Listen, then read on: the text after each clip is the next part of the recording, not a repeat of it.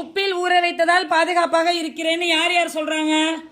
ஊறுகாய், மாங்காய், மீனை காய வைப்பாங்கல்ல, உப்புல போட்டதுக்கு பேர் என்ன? Very good.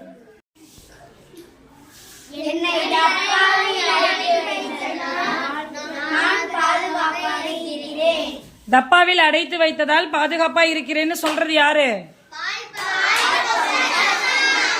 பால் பவுடர், சத்து மாவு. சரியா? நிறைய பொருட்கள் எல்லாத்தையுமே நம்ம டப்பால போட்டு நல்லா டைட்டா பேக் பண்ணி தான் வீட்லயே வச்சிருப்போம். Very good. நெக்ஸ்ட்.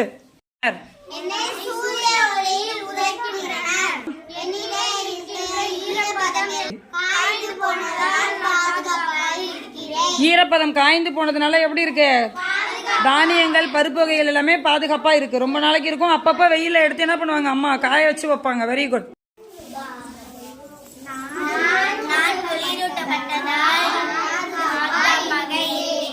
நான் குளிரூட்டப்பட்டதால் பாதுகாப்பாக இருக்கிறேன். ஃப்ரிட்ஜில் வைக்கிறோம் இல்லையா?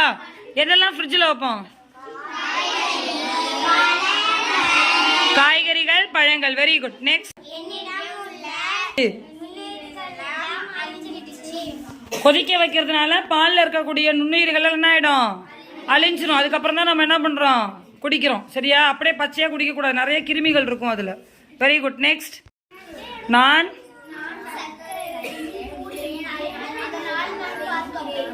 Very good. நான் சர்க்கரையில் மூழ்கி இருக்கிறேன், அதனால் நான் பாதுகாப்பா இருக்கிறேன். பழரசம், பழக்கூழ், ஃப்ரூட் ஜாமா இருக்கட்டும், ஃப்ரூட் ஜூஸா இருக்கட்டும், அது என்ன ஆட் பண்ணிருக்காங்க? சுகர். Very good. நெக்ஸ்ட்.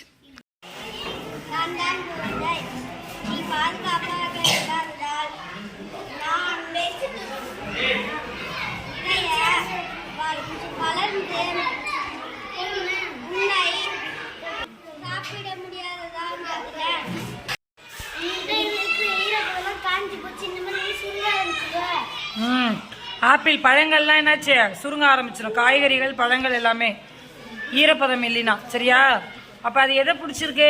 வெப்பம் மற்றும் ஒளி தான் இதுக்கு காரணம். சரியா? அதை பாதுகாப்பா வைக்கணும்னா என்ன பண்ணணும்? குளிரூட்டுதல் முறையில பாதுகாப்பா நம்ம வச்சிருக்கணும். ஃப்ரிட்ஜில் வச்சிருக்கோம்.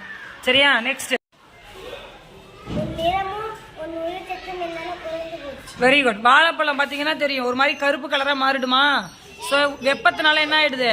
கலர் வந்து மாறி வீணா போயிருது அப்படின்னு சொல்றாங்க. சரியா? இதெல்லாம் வீணாகாமல் தடுக்கணும் அப்படின்னா நம்ம என்ன பண்ணணும்? உணவு பாதுகாப்பு முறைகளை பயன்படுத்தணும். சரியா? உலர வைத்தல், உப்பிடல், சர்க்கரை சேர்த்தல்லாம் சொன்னோம் இல்லையா? அது எல்லாத்தையும் பயன்படுத்தணும்னு அர்த்தம். Okay, thank you.